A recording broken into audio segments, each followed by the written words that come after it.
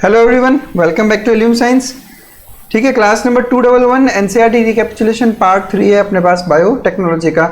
ये जो चैप्टर है बायोटेक्नोलॉजी, पहले 2 पार्ट हम लोग देख चुके हैं, वहाँ हम लोग सारे कंसेप्ट्स ऑलमोस्ट सीख चुके हैं। इस वीडियो में हम लोग जो लास्ट पार्ट है यानी processes of recombinant DNA technology, इससे पहले वाले 2 वीडियोस में हमने tools of recombinant DNA technology की बात की थी, जिसमें हम लोग ने restriction endonuclease enzymes, host, selectable markers, cloning sites, इन सब की वहाँ पे बहुत अच्छे से डिस्कशंस किए थे। आज हम लोग processes of recombinant DNA technology की बात करेंगे और बिल्कुल स्ट्रिक्टली एनसीईआरटी के बेस पर ही बात की जाएगी। देखो, अब हम लोग पूरा एक वो तरीका सीखेंगे जिस तरीके से हम लोग रिकॉम्बिनेंट डीएनए का फॉर्मेशन करते हैं। अब तक मैं आपको समझा पूरा चुका हूँ, बट अब हम आपको पूरा प्रोसीजर शुरुआत से लेकर एंड तक एक एक स्टेप पूरा यहाँ पर बताएंगे। पहले 2 वीडियोस जरूर देखें क्योंकि सारे कंसेप्ट्स वहीं पर है। देखो, रिकॉम्बिनेंट डीएनए टेक्नोलॉजी में सबसे पहला काम है डीएनए का आइसोलेशन। ठीक है, मैं इसको वापस एग्जांपल कौन सा लेके चल रहा हूँ, इंसुलिन का प्रोडक्शन। यानी कि हम लोग सबसे पहले तो उस डीएनए को आइसोलेट करेंगे जिसके अंदर इंसुलिन का जीन है। ठीक है, आइसोलेट करने के बाद में उस डीएनए को कट करेंगे हम स्पेसिफिक लोकेशन पे। कौन सी लोकेशन पे? वो लोकेशन जिसमें मेरा जो इंसुलिन का जीन है वो वहां पर प्रेजेंट हो। और स्पेसिफिक लोकेशन क्यों बोला? बिकॉज हमें पता है रेस्ट्रिक्शन एंजाइम्स स्पेसिफिक लोकेशन पर ही कट करते हैं। नेक्स्ट स्टेप में हम लोग पीसीआर टेक्निक यूज करके यानी पॉलीमरेज चेन रिएक्शन यूज करके जो जीन हमने आइसोलेट किया है उस जीन को हम करेंगे एम्पलीफाई। देखो, बेसिकली क्या होता है कि हमने डीएनए आइसोलेट किया, फिर उसमें से उस पर्टिकुलर जीन को एक्सट्रैक्ट कर लिया। अब ये जीन की एक हमारे पास कितनी कॉपीज है? केवल एक सिंगल कॉपी है। मैं चाहूंगा कि इसकी मैं बहुत सारी कॉपीज बना लूं ताकि मैं बहुत सारे होस्ट सेल में इसको इंट्रोड्यूस कर सकूं। तो पीसीआर टेक्निक से मैं उस जीन का एम्पलीफिकेशन कर सकता हूं। एम्पलीफिकेशन मतलब उसका नंबर इंक्रीज करना। तो एम्पलीफिकेशन के बाद में हम लोग फॉरेन डीएनए को इंट्रोड्यूस कर देंगे किसमें? वेक्टर के अंदर।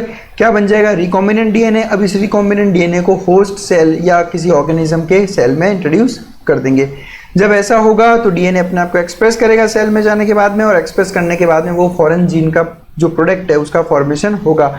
और बाद में हम एट द एंड करते हैं डाउनस्ट्रीम प्रोसेसिंग। अब डाउनस्ट्रीम प्रोसेसिंग किसे कहते हैं ये भी हम लोग अभी सब कुछ डिटेल में स्टडी करेंगे।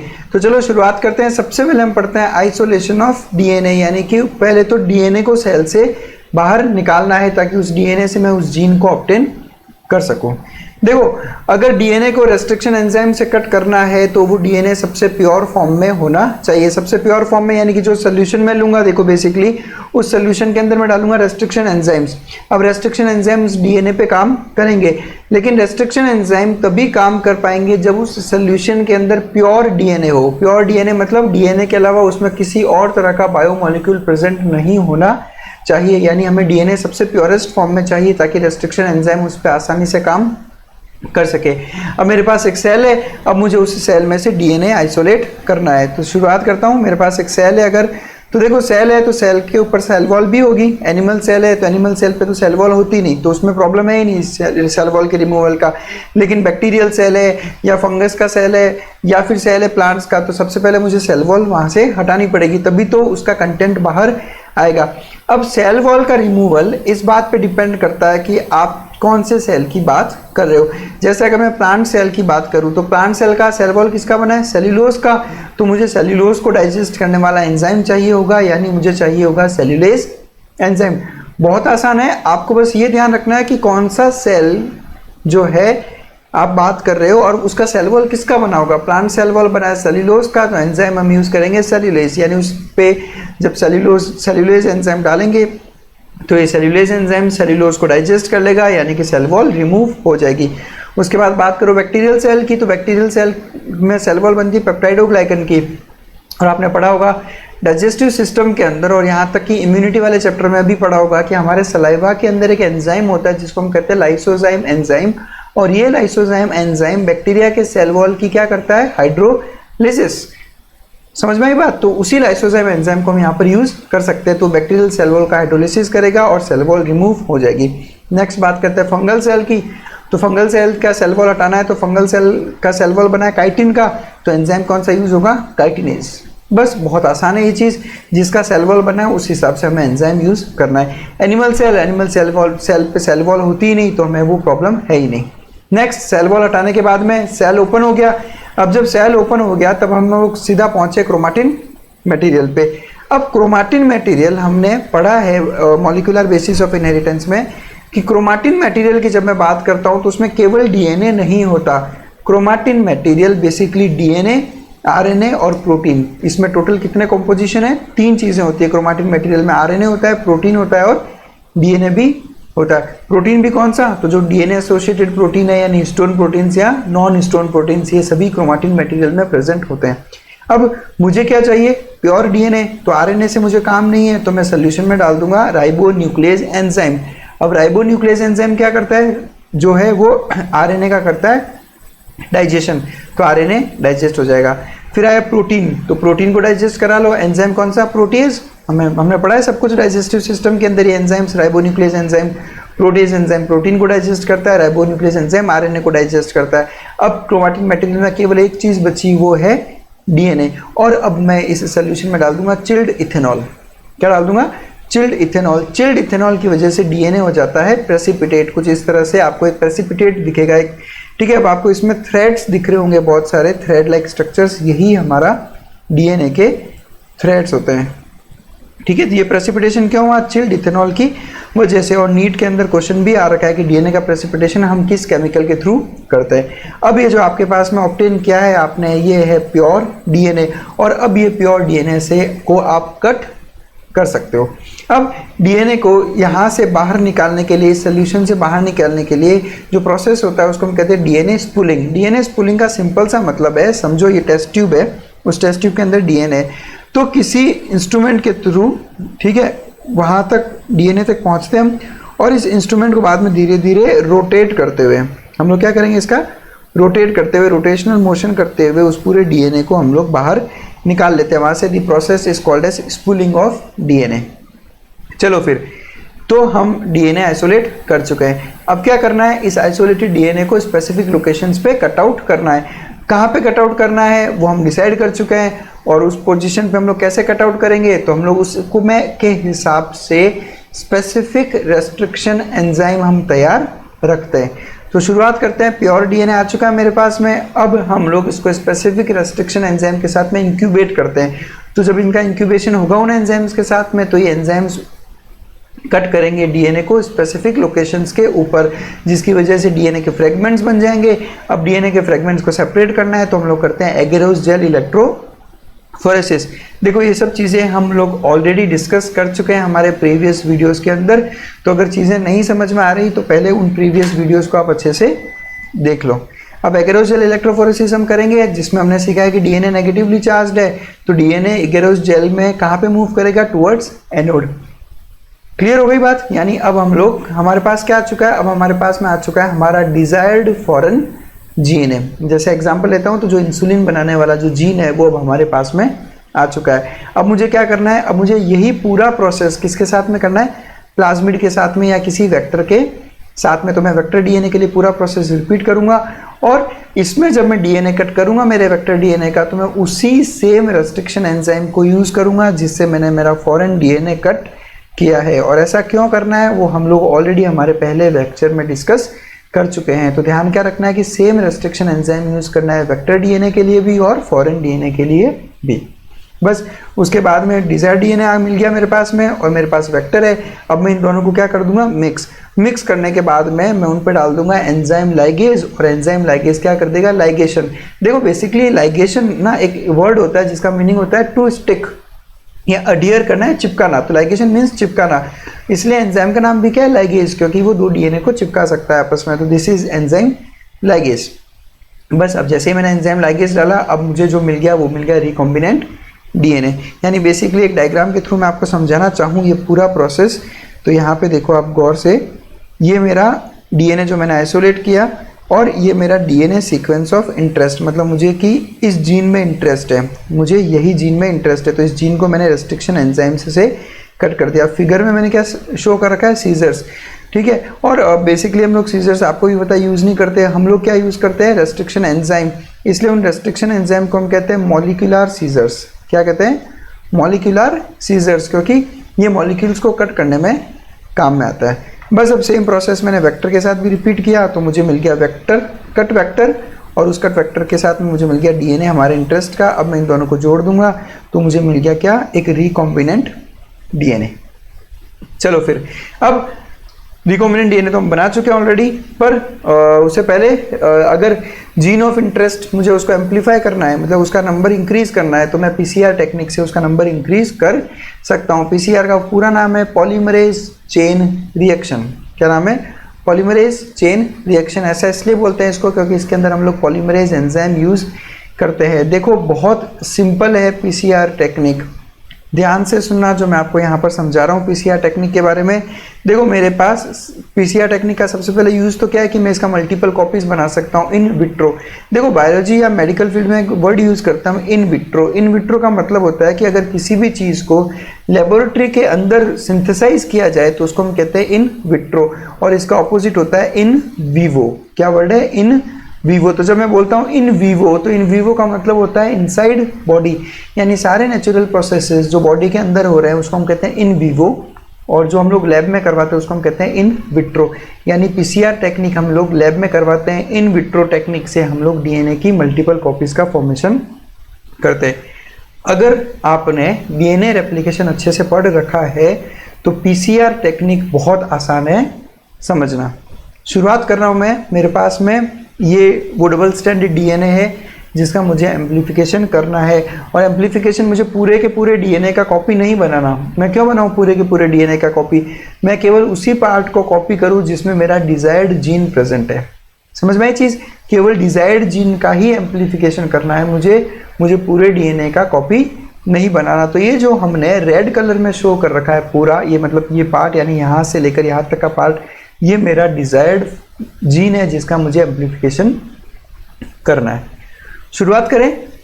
डीएनए रेप्लिकेशन जो नेचुरल प्रोसेस होता है इन वीवो, उसमें सबसे पहला स्टेप क्या होता है? उसमें सबसे पहला स्टेप होता है कि डीएनए के दो स्ट्रैंड्स सेपरेट होते हैं, और ये काम करता है हेलिकेज एंजाइम, बट वो इन वीवो है, वो है बॉडी के अंदर नेचुरल प्रोसेस के थ्रू। अब देखो सिंपल सी बात है, एक बार मैं आपको इन वीवो बता देता हूँ क्या होता है। मतलब जो नॉर्मल प्रोसेस होता है डीएनए रेप्लिकेशन का बॉडी के अंदर, ये डीएनए के दो स्ट्रैंड्स हैं, इन दोनों डीएनए के स्ट्रैंड्स को डीएनए का हेलिकेज एंजाइम क्या करता है? सेपरेट। उसके बाद में यहाँ पर आकर जुड़ता है एक प्राइमर, और इन प्राइमर बिकॉज हमें पता है डीएनए पॉलीमरेज एंजाइम जो रिएक्शन कर रहा है डीएनए रेप्लिकेशन का, ये इस प्रोसेस को इनिशिएट नहीं कर सकता, इसलिए इनिशिएशन के लिए पहले वहाँ पे आके बनेगा आरएनए प्राइमर, और बाद में इस आरएनए प्राइमर से बाकी के न्यूक्लियोटाइड्स जुड़ते रहते हैं, और ये पूरा का पूरा स्ट्रैंड कॉपी हो जाता है। और सिमिलरली इस तरफ भी कॉपी हो रहा होता है दूसरे वाले स्ट्रैंड का। तो सिमिलरली कुछ इसी तरीके से हम लोग यहाँ पर काम करेंगे, यानी सबसे पहले मुझे डीएनए के स्ट्रैंड्स को सेपरेट करना है। अब देखो डीएनए के स्ट्रैंड को सेपरेट करना कोई बड़ी बात नहीं है, क्योंकि हमने पढ़ा है about denaturation of DNA. Denaturation of DNA का मतलब कि अगर आप डीएनए को हाई टेम्परेचर पर रखते हो तो डीएनए के दोनों स्ट्रैंड्स सेपरेट हो जाते हैं। क्यों? क्योंकि इनके बीच के हाइड्रोजन बॉन्ड्स ब्रेक डाउन हो जाते हैं। तो जब दो स्ट्रैंड्स के बीच के हाइड्रोजन बॉन्ड्स ब्रेक डाउन होंगे तो वो हो जाएंगे सेपरेट। इसे हम कहते हैं डीएनए डीनेचुरेशन। यानी कि अगर मैं इसको हीट प्रोवाइड करूंगा तो क्या होगा? डीएनए का डीनेचुरेशन, और दोनों स्ट्रैंड्स क्या हो जाएंगे? सेपरेट। यानी मेरा सबसे पहला स्टेप है डीनेचुरेशन। अब जब डीएनए सेपरेट हो गए तो अब इस डीएनए पे जो भी सीक्वेंस है यहाँ पर जो भी सीक्वेंस है, समझो यहाँ पर सीक्वेंस है ए, टी और सी, तो ये सीक्वेंस तो हमें नोन है। अब जिस जीन का एम्प्लीफिकेशन कर रहे हैं उस जीन का सीक्वेंस हमें नोन होता है, तो हमने लैब के अंदर पहले ही इस एटीसी वाले जो न्यूक्लियोटाइड्स है उनका कॉम्प्लीमेंट्री प्राइमर पहले से ही लैब में सिंथेसाइज कर रखा है। ध्यान रखना सिंथेसाइज कर रखा है, ये नेचुरल नहीं है, ये हमने लैब में बनाए हैं प्राइमर्स। इनको हम कहते हैं प्राइमर्स। क्या कहेंगे? प्राइमर्स, क्योंकि यही इस चीज़ की आगे बढ़ाने में हेल्प करेंगे। यानी दोनों स्ट्रैंड्स पे मैंने क्या लगा दिए? प्राइमर्स। एक प्राइमर मैंने लगा दिया यहाँ पर और एक प्राइमर मैंने लगा दिया यहाँ पर। प्राइमर्स लैब में हमने बनाए, सिंथेसाइज किए हैं, और कॉम्प्लीमेंट्री सीक्वेंस के हिसाब से ये बनता है। तो यानी जो सेकंड स्टेप है, पहला स्टेप है डीनेचुरेशन, सेकंड स्टेप में मैंने ले जाके प्राइमर को इन स्ट्रैंड्स के ऊपर क्या किया? लगा दिया। मतलब इसको हम कहते हैं annealing. The process is called as annealing. Anneal basically एक वर्ड होता है जिसका मीनिंग होता है टू अडियर या चिपकाना। किसी चीज को चिपकाने को हम कहते हैं एनिलिंग। तो मैंने क्या किया? प्राइमर को उसके स्ट्रैंड के साथ में चिपकाया बेसिकली, मतलब हाइड्रोजन बॉन्ड्स बनते हैं, हमें अच्छे से पता है सारा। प्रोसेस हमने पढ़ा हुआ है कि जब इसके न्यूक्लियोटाइड्स के सामने मैं एक प्राइमर लेके आऊंगा तो ये दोनों न्यूक्लियोटाइड्स आपस में क्या करेंगे, हाइड्रोजन बॉन्डिंग, जिसकी वजह से दोनों स्ट्रैंड्स पास पास आ जाएंगे। तो the process is called as annealing. समझ में ये चीज़। अब मुझे बस ये करना है कि प्राइमर में बना चुका हूँ, अब मैं इस सोल्यूशन के अंदर जब न्यूक्लियोटाइड्स डालूंगा तो ये न्यूक्लियोटाइड्स अपने अपने कॉम्प्लीमेंट्री के साथ में अटैच होते जाएंगे। जैसे समझो यहाँ पे आगे G है, तो जो सोल्यूशन में C वाला न्यूक्लियोटाइड है वो आकर यहाँ पर अटैच होता जाएगा और धीरे धीरे ये प्रोसेस जो है आगे डायरेक्शन में मूव करता रहेगा। कब, जब मैं एक तो इसमें डालूंगा डीऑक्सी न्यूक्लियोटाइड्स और उसके अलावा मैं एंजाइम यूज करूंगा DNA पॉलीमरेज। अब देखो पॉलीमराइजेशन करवाना है मुझे, तो ऑब्वियसली मुझे एक पॉलीमरेज एंजाइम की जरूरत पड़ेगी। तो यहाँ पर हम लोग जो एंजाइम यूज कर रहे हैं उसका नाम है टेक पॉलीमरेज। क्या नाम है? Taq polymerase. मैं इस टेक पॉलीमरेज पे थोड़ी देर में वापस आऊंगा। फिलहाल आप बस ये ध्यान रखो कि टेक पॉलीमरेज एक DNA पॉलीमरेज एंजाइम है जो आगे डीऑक्सी न्यूक्लियोटाइड्स का पॉलीमराइजेशन करने में हेल्प करेगा। तो बस टेक पॉलीमरेज डालने के बाद में और बहुत सारे डीऑक्सी न्यूक्लियोटाइड सोल्यूशन में डालने के बाद में ये डीऑक्सी न्यूक्लियोटाइड्स अपने अपनी पोजीशन पे अपने आप आ जाएंगे और अल्टीमेटली पूरा का पूरा जो स्ट्रैंड है वो कंप्लीट हो जाएगा। रीजन कौन सा एम्पलीफाई किया मैंने? केवल वही जिसकी मुझे रिक्वायरमेंट है। तो मैंने यहाँ पर कॉपी बना ली DNA की और इस प्रोसेस को हम कहते हैं एक्सटेंशन। एक्सटेंशन मतलब किसी चीज़ को एक्सटेंड करना यानी लंबा करना। मैंने प्राइमर बनाया, प्राइमर बनाने के बाद में मैं उस प्राइमर को एक्सटेंड करूंगा आगे की तरफ, तो इस प्रोसेस को हम कह दिया एक्सटेंशन। यानी PCR टेक्निक में 3 स्टेप है, पहला डीनेचुरेशन, सेकंड एनिलिंग और तीसरा एक्सटेंशन। बहुत से स्टूडेंट्स कहते हैं कि सर ये स्टेप्स याद करने के लिए कोई निमोनिक बना दो, बट हमें निमोनिक की ज़रूरत क्यों है? हमें निमोनिक की ज़रूरत क्यों है? इन वर्ड्स का मीनिंग ध्यान रखो। आप कैसे कंफ्यूज हो सकते हो? आप एक्सटेंशन पहले कैसे करवा सकते हो? समझ में आ रही है ना चीज़? सबसे पहले आपको डीनेचर ही करना पड़ेगा, फिर आप प्राइमर जोड़ोगे। जोड़ने को इंग्लिश में कहते हैं एनिलिंग, तो अपने आप याद हो गया एनिलिंग। उसके बाद में आपने उस एनिल्ड DNA या एनिल्ड प्राइमर को करना है एक्सटेंड, बस हो गया डीनेचुरेशन, एनिलिंग और उसके बाद में एक्सटेंशन।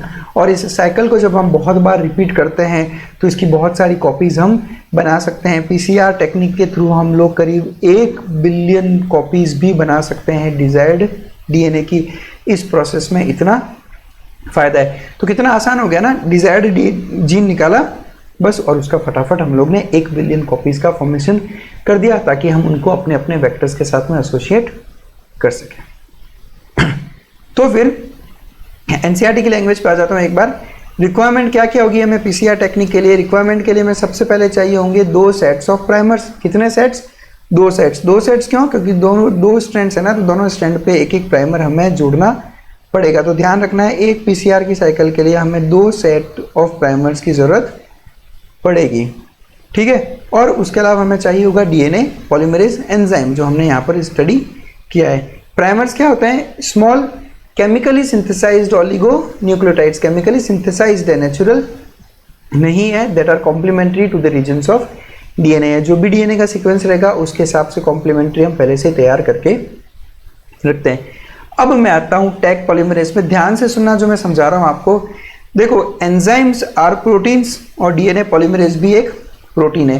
प्रोटीन के बारे में हमने ये पढ़ा है कि जब आप प्रोटीन को हाई टेम्परेचर पे लेके जाते हो तो प्रोटीन हो जाते हैं डीनेचर, और उस डीनेचुरेशन की वजह से प्रोटीन काम नहीं करते। हमने PCR टेक्निक में सबसे पहला काम ये किया कि हमने किया डीनेचुरेशन, और उस डीनेचुरेशन के लिए हमने यूज़ की हीट। अब जब मैं हीट यूज़ करूँगा तो ऑब्वियसली टेम्परेचर इंक्रीज होगा, और अगर टेम्परेचर इंक्रीज होगा तो मेरा नॉर्मल DNA पॉलीमरेज क्या हो जाएगा? डीनेचर। और अगर ये डीनेचर हो गया तो मेरा आगे का प्रोसेस नहीं हो पाएगा। तो मुझे तलाश है एक ऐसे DNA पॉलीमरेज की जो हीट स्टेबल हो। जो क्या हो? हीट स्टेबल, यानी हाई टेम्परेचर पे भी वो स्टेबल रहे, डीनेचर नहीं हो। बस वही, इसीलिए हम लोग यूज़ करें Taq polymerase enzyme. Basically Taq polymerase एक तरह का DNA पॉलीमरेज ही है, बट ये थर्मो स्टेबल होता है, यानी ये हाई टेम्परेचर पे भी स्टेबल रहता है, डीनेचर नहीं होता। टैक इसलिए बोला क्योंकि हम इसको एक बैक्टीरिया से ऑब्टेन करते हैं, और इस बैक्टीरिया का नाम है थर्मस एक्वाटिकस। क्या नाम है? Thermos aquaticus. तो थर्मस का T और एक्वाटिकस का AQ क्या बन गया? टैक। तो टैक पॉलीमरेज यूज़ करने का रीज़न, हाई टेम्परेचर पे स्टेबल रहता है। आप नॉर्मल एंजाइम यूज़ करते हैं तो हाई टेम्परेचर पे वो हो जाता है डीनेचर, जो हमारा आगे का एक्सटेंशन वाला प्रोसेस नहीं हो पाता। तो यही है पॉलीमरेज चेन रिएक्शन। नीट में बहुत बार क्वेश्चन आ चुके हैं इसके स्टेप्स पे और कुछ कंसेप्चुअल क्वेश्चन इस पे आ रखे हैं। टैग पॉलीमरेज का काफ़ी फेवरेट क्वेश्चन है नीट वालों के लिए, तो इसको आप अच्छे से याद करो। क्लियर? अब मैं बना चुका हूँ रिकॉम्बिनेंट डीएनए, तो अब मेरा अगला स्टेप क्या होगा कि मैं इस रिकॉम्बिनेंट डीएनए को होस्ट सेल के अंदर इंसर्ट करवा दूँ। और ये पूरा प्रोसेस हम लोग हमारे लास्ट लेक्चर में स्टडी कर चुके हैं। हम लोग सबसे पहले तो क्या करते हैं कि जो होस्ट सेल होगा उन सेल को सबसे पहले तो हम कॉम्पिटेंट बनाते हैं ताकि वो रिकॉम्बिनेंट डीएनए उसके अंदर एंटर कर सके। और हम कॉम्पिटेंसी कैसे बढ़ाते हैं वो हमने लास्ट लेक्चर में पूरी डिस्कस की है। और उसके अलावा हमने ये भी पढ़ा था कि किस तरह से हम एंटीबायोटिक रेजिस्टेंस जीन को सिलेक्टेबल मार्कर्स की तरह यूज़ करते हैं ताकि हम लोग कौन सा होस्ट सेल ट्रांसफॉर्मेंट है, कौन सा रिकॉम्बिनेंट है, उसके हिसाब से हम आगे बढ़ सके। हमें बेसिकली सेलेक्ट करना है ट्रांसफॉर्मेंट्स और रिकॉम्बिनेंट्स को, तो उसको सेलेक्ट करने के लिए हमें एंटीबायोटिक रेजिस्टेंस जीन को सिलेक्टेबल मार्कर्स की तरह यूज़ करना पड़ेगा। ये पूरा प्रोसेस लास्ट वीडियो में डिस्कस हो चुका है, तो वापस इसको रिपीट करने का यहाँ पर कोई सेंस नहीं बनता। ठीक है, ऊपर आपको आई बटन में लिंक मिल जाएगा उस वीडियो का, तो आप ज़रूर वो उसे देख लो। बस अब होस्ट सेल आ चुका है मेरे पास और उस होस्ट सेल के अंदर रिकॉम्बिनेंट डीएनए भी प्रेजेंट है। बस अब मुझे क्या करना है, अब मुझे मेरे प्रोडक्ट की तलाश है। मतलब ये जो मैंने इतनी मेहनत की है क्यों की, ताकि मैं एक उस जीन प्रोडक्ट को बना सकूं। यानी जो इतना सब कुछ मैंने किया, अब मुझे इंसुलिन बनने को मिलेगा। तो रिकॉम्बिनेंट डीएनए होस्ट सेल के अंदर मैंने डाल दिया। तो अब होस्ट सेल में जब रिकॉम्बिनेंट डीएनए जाएगा तो ये रिकॉम्बिनेंट डीएनए अब ऑब्वियसली मल्टीप्लाई करेगा। हम यही चाहते थे कि रिकॉम्बिनेंट डीएनए मल्टीप्लाई करे ताकि वो नेक्स्ट जनरेशन में पहुंचे। डीएनए अगर मल्टीप्लाई नहीं करता, वो नेक्स्ट जनरेशन में नहीं जाता, तो मेरा ये सारा प्रोसेस किसी काम का नहीं होता। मेरा बस वो एक सिंगल, समझो जैसे मैंने इकोलाई बैक्टीरिया के अंदर डाल दिया मैंने रिकॉम्बिनेंट डीएनए, तो वो इकोलाई बैक्टीरिया, केवल वो सिंगल इकोलाई बैक्टीरिया ही मुझे प्रोडक्ट बना के देता, और उस सिंगल इकोलाई बैक्टीरिया की ज़्यादा लाइफ नहीं थी। इसलिए हम लोग चाहते हैं कि इकोलाई और ज़्यादा से ज़्यादा रेप्लिकेट करे, वो सेल्स ज़्यादा से ज़्यादा रेप्लिकेट करे, और सेल्स रेप्लिकेट करे तो उसके साथ साथ मेरा रेप्लिकेटेड डीएनए भी नेक्स्ट जनरेशन में पहुँचे। इसीलिए हमने प्लाज्मिड्स या फिर जो है बैक्टीरियोफेजेस यूज़ किए। तो फॉरेन डीएनए मल्टीप्लाई होगा, उसके बाद में जो डीएनए है वो सेंट्रल डॉग्मा भी करेगा, नहीं ट्रांसक्राइब करेगा, ट्रांसक्राइब करके ट्रांसलेट करेगा, तो मुझे बनेगा प्रोटीन, और इस प्रोटीन को मैं बोलूँगा रिकॉम्बिनेंट प्रोटीन। क्या कहेंगे? रिकॉम्बिनेंट प्रोटीन, क्योंकि रिकॉम्बिनेंट डीएनए से बना है। अब जो होस्ट सेल है, उस होस्ट सेल में रिकॉम्बिनेंट डीएनए मैंने डाल दिया। अब मैं चाहता हूं कि मैं इन सेल्स को लैब के अंदर कल्चर करूं, मतलब मैं उसको मीडियम प्रोवाइड करूं, और उस मीडियम में जब मैं सेल्स रखूंगा, जैसे इकोलाई के सेल्स रखूंगा, तो उस मीडियम से न्यूट्रिशन यूज़ करके इकोलाई क्या करेगा? रेप्लिकेट। और जब इकोलाई रेप्लिकेट करेगा तो मेरा फॉरेन डीएनए भी उसके अंदर रेप्लिकेट करेगा। जितने ज़्यादा इकोलाई बनेंगे मेरे लिए उतना ही अच्छा है, क्योंकि अब इतने सारे इकोलाई मेरे लिए रिकॉम्बिनेंट प्रोटीन का फॉर्मेशन करेंगे। तो अगर स्मॉल स्केल पे मुझे वो चीज़ बनानी है तो मैं एक सिंपल कल्चर में वो काम कर सकता हूँ। इस रिकॉम्बिनेंट प्रोटीन को बाद में हम लोग प्यूरिफाई करते हैं बहुत सारी अलग अलग सेपरेशन टेक्निक्स के थ्रू, जो हम लोग थोड़ी देर में यहाँ पर डिस्कस करेंगे। अब स्मॉल स्केल पे डिराइव करना है तो मैंने बोला लैब में आप सिंपल सा कल्चर बनाओ, उसके अंदर वो इकोलाई सेल्स को डालो। अब इकोलाई सेल्स अपने आप रेप्लिकेट करेंगे, लेकिन मुझे रिकॉम्बिनेंट प्रोटीन जो है बहुत बड़ी लार्ज स्केल पे चाहिए, मतलब बहुत ज़्यादा मात्रा में मुझे चाहिए। जैसे मैं इंसुलिन का प्रोडक्शन कर रहा हूँ या मैं किसी वैक्सीन का फॉर्मेशन कर रहा हूँ, तो मुझे वो बहुत लार्ज स्केल पे चाहिए होता है। तो क्या तरीके हैं जिससे मैं रिकॉम्बिनेंट प्रोटीन्स को बहुत ज़्यादा लार्ज स्केल पे डिराइव कर सकता हूँ? इसको समझने से पहले एक नॉर्मल मीडियम की हम लोग बात कर रहे थे। देखो एक सिंपल पेट्री डिश लिया मैंने, यहाँ पे समझाता हूँ मैं आपको। ये देखो ये चीज़, ये एक मैंने सिंपल पेट्री डिश ले रखा है। इस सिंपल पेट्री डिश के अंदर मैंने क्या डाल रखा है?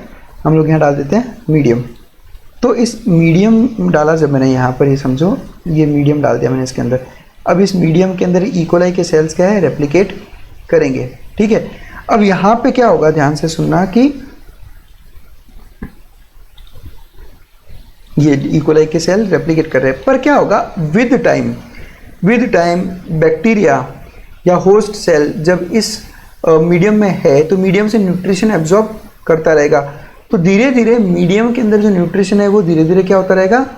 कम होता रहता है। और हमने अच्छे से पढ़ा है कि जब आप किसी पॉपुलेशन को एक्सपोनेंशियल ग्रोथ करवाना चाहते हो तब आप उन्हें दो अनलिमिटेड रिसोर्सेज लिमिटेड होंगे तो कभी भी एक्सपोनेंशियल ग्रोथ नहीं हो सकती।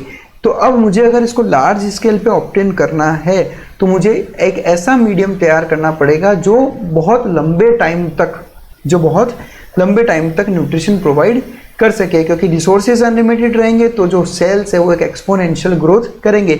इकोलॉजी के कंसेप्ट से हमने इकोलॉजी चैप्टर पूरा मतलब इनफैक्ट पूरा यूनिट कर लिया है, तो आई होप आपको ये चीज़ समझ में आई होगी। इस तरह के सिस्टम को हम कहते हैं कंटिन्यूअस कल्चर सिस्टम। नाम क्या रखा? कंटिन्यूअस मतलब लगातार इसलिए बोलते हैं क्योंकि एक ऐसा मीडियम हमने तैयार कर दिया, एक ऐसा समझो वेसल लिया, उस वेसल में क्या हो रहा है बेसिकली कि यूज्ड मीडियम, जो मीडियम यूज हो रहा है वो धीरे धीरे एक साइड से निकलता जा रहा है और दूसरी साइड से फ्रेश मीडियम उसमें लगातार आता जा रहा है। तो एक तरफ से तो फ्रेश मीडियम बाहर अंदर आ रहा है और एक तरफ से यूज्ड मीडियम बाहर जाता जा रहा है, मतलब कि न्यूट्रिशन की कमी हम नहीं आने दे रहे। इससे फ़ायदा क्या होगा? इससे फ़ायदा ये होगा कि मेरे जो सेल्स हैं वो सेल्स एक्सपोनेंशियल ग्रोथ शो करेंगे, यानी used medium is drained out from one side, यानी एक साइड से निकाला जा रहा है, and fresh medium is added from the other to maintain the cells in their physiologically most active log या एक्सपोनेंशियल फेज।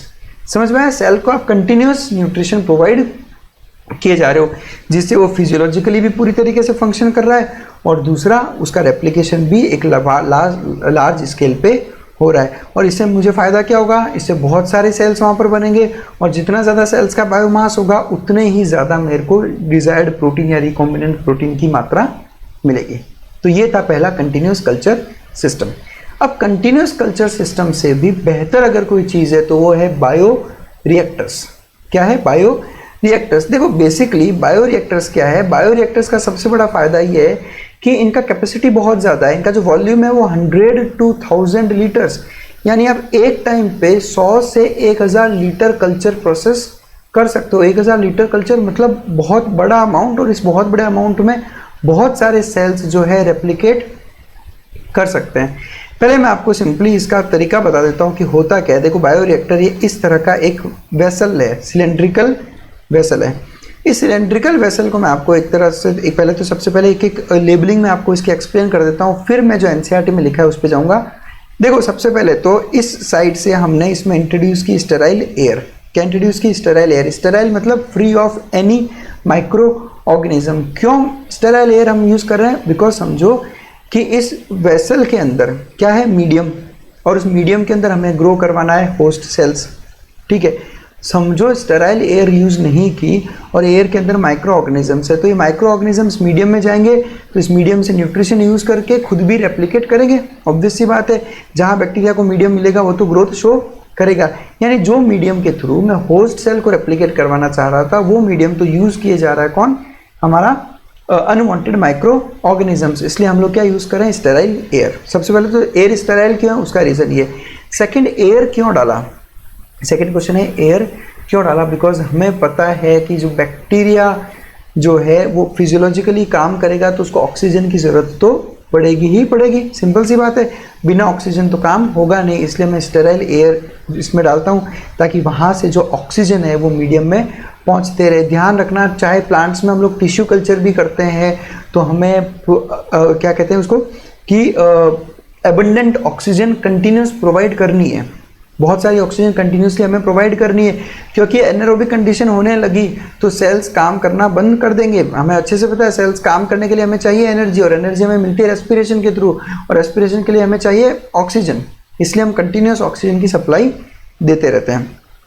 उसके अलावा क्या है, इसमें बायोरिएक्टर्स में लगी होती है मोटर। अब ये मोटर क्या करती है बेसिकली, ध्यान से सुनना। इस मोटर से कनेक्टेड है ये एक लंबा सा शाफ्ट, मोटर से कनेक्टेड है ये शाफ्ट, और इस शाफ्ट के ऊपर लगी हुई है ब्लेड्स। शाफ्ट के ऊपर क्या लगी है? ब्लेड्स। इसको हम कहते हैं फ्लैट ब्लेडेड इम्पेलर। क्या कहते हैं? Flat blooded impeller. ये क्या करेगा, ध्यान से सुनना, मोटर और मोटर के नीचे लगी है शाफ्ट और शाफ्ट के ऊपर लगी हुई है ब्लेड्स, तो ये घूमता है, ये बहुत स्पीड से घूमता है। अब घूमने से फ़ायदा क्या होगा, सुनना। घूमने से फ़ायदा, मीडियम जो हमने कल्चर मीडियम जो हमने यूज़ किया है वो कल्चर मीडियम कंटिन्यूसली रोटेट होता रहेगा। नहीं तो क्या होता है कि मीडियम धीरे धीरे डिपॉजिट होने लगता है, एक तो। दूसरा, मीडियम अगर कांस्टेंट है किसी जगह पे तो धीरे धीरे वहाँ पे जो सेल्स हैं हमारे होस्ट सेल्स, वो धीरे धीरे वहाँ पे उनका मास बनता जाता है, जिसकी वजह से नए सेल्स को मीडियम मिलना थोड़ा मुश्किल होने लगता है। बाकी अदरवाइज क्या होगा, जब वो घूमता रहेगा तो वो मीडियम क्या है, बार बार कॉन्स्टेंटली एजिटेट हो रहा है, जिसकी वजह से कांस्टेंट मिक्सिंग होती जा रही है न्यूट्रिएंट्स की। न्यूट्रिएंट्स क्या हो रहा है, कॉन्स्टेंटली मिक्स होता जा रहा है। तो जब कॉन्स्टेंटली मिक्स होता जाता है बार बार, तो हर सेल को वो न्यूट्रिएंट इक्वल तरीके से मिलता रहता है। और दूसरा, इस एजिटेशन की वजह से क्या होगा, इस मूवमेंट की वजह से क्या होगा, ऑक्सीजन भी जो नीचे से स्टेराइल एयर के साथ में है ऑक्सीजन, वो भी पूरा मीडियम के साथ में पूरी जगह पर सर्कुलेट होता रहेगा, ताकि मेरा एक भी सेल को न्यूट्रिशन और ऑक्सीजन की कमी नहीं हो। इसलिए हम लोग ने ये ब्लेड्स लगा रखे ताकि वो घूमता रहे और मेरा मीडियम उसके साथ साथ घूमता रहे। सेम चीज़ हम लोग टिश्यू कल्चर्स में भी करते हैं। हालांकि टिश्यू कल्चर्स में भी हम लोग मीडियम को एजिटेट करते रहते हैं ताकि ज़्यादा से ज़्यादा सेल्स तक फ्रेश ऑक्सीजन और फ्रेश मीडियम पहुंचता रहे। समझ में आई चीज़। फिर नेक्स्ट इन्होंने शो कर रखा है यहाँ पे कल्चर का ग्रोथ, मतलब जो कल्चर हमने डाल रखा है वो। फिर ये है स्टीम फॉर स्टेरलाइजेशन। हम यहाँ से स्टीम इंट्रोड्यूस करते हैं। स्टीम मतलब भाप। फॉर स्टेरलाइजेशन, स्टेरलाइजेशन क्यों, जैसा हमने बोला कि हम चाहते हैं कि कोई भी माइक्रो ऑर्गेनिज्म वहाँ पर ग्रो नहीं करना चाहिए। जो हम चाहते हैं कि होस्ट सेल की ही ग्रोथ हो, बस वही चाहिए, नहीं तो अदरवाइज किसी तरह का कोई दूसरा बैक्टीरिया वगैरह वहाँ ग्रोथ करेगा तो वो मेरे मीडियम को यूज़ करता रहेगा। तो स्टीम फॉर, एक तो हमने क्या कि एयर भी स्टेराइल ही डाली अंदर, और उसके अलावा स्टीम भी डालते रहते ताकि स्टेरलाइज होता रहे। उसके अलावा यहाँ पर मेरे पास एक इनपुट है, इस इनपुट से मैं एसिड और बेस ऐड कर सकता हूँ। क्यों, ताकि मैं पीएच कंट्रोल करता रहूँ। देखो समझो, जैसे जैसे मीडियम यूज़ होता जा रहा है, अगर हमको हमारा पीएच कम या ज़्यादा हो तो उस पीएच को मैं वापस मेंटेन कर सकता हूँ। क्योंकि मुझे अगर ग्रोथ चाहिए यहाँ पे होस्ट सेल की, तो मुझे उन्हें एक प्रॉपर पीएच और प्रॉपर टेम्परेचर प्रोवाइड करना पड़ेगा, तभी वो फिजियोलॉजिकली सबसे ज़्यादा एक्टिव रह सके। उसके अलावा इसमें प्रेजेंट होता है एक फोम ब्रेकर। क्या प्रेजेंट है, फोम ब्रेकर। फोम किसे कहते हैं, हम झाग को कहते हैं। ये क्यों डाला हमने, क्योंकि हमें सीधे अच्छे से पता है किसी भी लिक्विड को जब हम लोग एजिटेट करते हैं तो कुछ टाइम बाद में वहाँ पे झाग बनने लगता है ऊपर, ठीक है। तो उस फोम को ब्रेक करने के लिए, उसको रोकने के लिए, फोम बनने को रोकने के लिए हम लोग यहाँ पर फोम ब्रेकर यूज़ करते हैं। तो ये था हमारा एक simple stirred tank bio reactor. Stirred tank क्यों बोलते हैं, क्योंकि ये स्टीयरिंग होती रहती है। स्टीयरिंग मतलब घूमना, तो बिकॉज हम लोग सिंपल स्टीयरिंग करते रहते हैं इसलिए इसको हम कहते हैं simple stirred tank bio reactor. Clear है चीज़। अब एक बार एनसीईआरटी की लैंग्वेज पढ़ लेता हूँ मैं। देखो, bioreactors vessels in which raw materials are biologically converted into specific products. बिल्कुल, रॉ मटेरियल को आप प्रोडक्ट्स में कन्वर्ट किए जा रहे हो। इंडिविजुअल एंजाइम्स की बात कर लो, स्पेसिफिक प्रोडक्ट्स की बात कर लो, या एंजाइम्स भी बना रहे हैं हम लोग तो उन एंजाइम्स की भी बात कर सकते हैं, ठीक है। यूजिंग माइक्रोबियल, प्लांट, एनिमल और ह्यूमन सेल, मतलब कोई भी सेल, माइक्रोबियल सेल हो सकता है, होस्ट सेल तो कोई भी हो सकता है, मतलब माइक्रोबियल हो सकता है, प्लांट, एनिमल या ह्यूमन सेल, कोई भी इसमें हम लोग यूज कर सकते हैं। इसका एक और फायदा क्या, ये ऑप्टिमल कंडीशन प्रोवाइड करता है ताकि हमें डिजायर्ड प्रोडक्ट मिल सके ऑप्टिमम ग्रोथ कंडीशंस देकर। ऑप्टिमम कंडीशंस मतलब proper temperature, optimum pH, substrate यानी कि जो हम लोग मीडियम प्रोवाइड कर रहे हैं, उसके अलावा प्रॉपर अमाउंट में सॉल्ट्स, वाइटामिन्स और ऑक्सीजन, ये सब हम लोग प्रोवाइड करते हैं इसके अंदर। स्टेरर जो हमने लगाया है इसके अंदर, उसकी वजह से क्या होगा, मिक्सिंग होती रहेगी, इवन मिक्सिंग होगी। इवन मिक्सिंग मतलब प्रॉपर यूनिफॉर्म मिक्सिंग होती रहेगी मीडियम की और ऑक्सीजन की, और अवेलेबिलिटी होती रहेगी बायो रिएक्टर में ताकि सेल्स तक अवेलेबल हो जाए सारा का सारा हमारा मीडियम और ऑक्सीजन। अब इससे भी ज़्यादा एडवांस्ड अगर कोई बायो रिएक्टर है हमारे पास में, तो उसको हम कहते हैं स्पार्ज्ड स्टर्ड टैंक बायो रिएक्टर। अब देखो, सबसे पहले तो इसका फ़ायदा क्या है, इसका ये फ़ायदा है कि इसमें हम लोग स्टेराइल एयर बबल्स को स्पार्ज करते हैं। स्पार्ज करने का बेसिकली मीनिंग क्या होता है, देखो स्पार्ज सिंपल सा मैं एक मीनिंग समझता हूँ। मेरे पास समझो ये कोई सब्सटेंस है, मैं जब इसके ऊपर वाटर ड्रॉपलेट्स डालूँ, तो ये क्या हो जाएगा, मॉइस्ट। इसको हम कहते हैं स्पार्जिंग। इसको हम क्या कहते हैं, स्पार्जिंग। तो हम लोग बेसिकली इसमें जो एयर बबल्स हैं, वो एयर बबल्स को पहले मॉइस्ट करते हैं और बाद में इसके अंदर इंट्रोड्यूस करते हैं। यानी बेसिकली ये जो एयर बबल्स होंगे, ये एयर बबल्स बेसिकली जो है एयर के अंदर एंट्रैप्ड होंगे। एयर के अंदर क्या होंगे, एंट्रैप्ड तरीके से उसके अंदर प्रेजेंट रहेंगे, ठीक है। अब लेबलिंग पे चलते हैं एक बार। स्पार्जिंग, मैंने आपको स्पार्ज का मतलब बता दिया कि स्टेराइल एयर बबल्स को हम लोग स्पार्ज करते हैं, मतलब मॉइस्ट करके जो है उसके साथ में डालते हैं। यानी लिक्विड है, उस लिक्विड के बीच में हमारी गैस जो है एंट्रैप हो रखी है, जिसको मैं कहता हूँ गैस एंट्रेनमेंट। क्या कहेंगे? Gas entrainment. एंट्रेनमेंट का बेसिक मीनिंग होता है एंट्रैपमेंट, मतलब कि लिक्विड के बीच में गैस के जो बबल्स है वो एंट्रैप्ड हो रखे हैं। अब देखो एंट्रैप्ड होने की वजह से, स्पार्जिंग होने की वजह से क्या होगा कि जो बबल्स हैं, इन बबल्स की वजह से ऑक्सीजन ट्रांसफर एरिया बढ़ जाता है। इन बबल्स की वजह से जो ऑक्सीजन का ट्रांसफर एरिया है वो बहुत ज़्यादा बढ़ जाएगा। ऑक्सीजन का ट्रांसफर एरिया बहुत ज़्यादा बढ़ जाएगा तो उससे फ़ायदा क्या होगा? उससे फ़ायदा ये होगा कि जो सेल्स की ग्रोथ होगी वो भी बहुत ज़्यादा अच्छी होगी, और सेल्स की ग्रोथ जितनी ज़्यादा अच्छी होगी उतने ही ज़्यादा अच्छे अमाउंट में हमें हमारा डिज़ायर्ड प्रोडक्ट मिलेगा। इसलिए काम ज़्यादा आते हैं sparged stirred tank bio reactor. I hope आपको कंसेप्ट काफ़ी क्लियर है। अब देखो बायो रिएक्टर्स के अंदर बेसिकली क्या क्या चीज़ है हमारे पास में। एक है एजिटेटर सिस्टम जो एजिटेट करता है मीडियम को, मतलब उसको घुमाता रहता है। इसके अंदर भी देखो एजिटेटर सिस्टम प्रेजेंट है जो स्पार्ज्ड वाला है। मोस्टली मैकेनिज्म सेम है स्पार्ज्ड का और सिंपल स्टिर्ड टैंक का, लेकिन जो डिफरेंस था वो मैंने आपको बता दिया, इसलिए स्पार्ज्ड के बारे में ज़्यादा डिस्कशन मैंने किया नहीं। बाकी स्पार्ज्ड का भी मैकेनिज्म जो जिस तरीके से वो काम करेगा वो तरीका यही है, बट इसमें यही फ़ायदा था कि स्पार्जिंग की वजह से जो सरफेस एरिया इंक्रीज हो गया। अब आप इसमें देखो, इसमें रोटेशन का एरो बना रखा है, यानी ये इस तरह से घूमेगा जिसकी वजह से मीडियम जो है प्रॉपर तरीके से इवन मिक्सिंग हो जाएगी उसकी, यानी एजिटेटर सिस्टम प्रेजेंट है।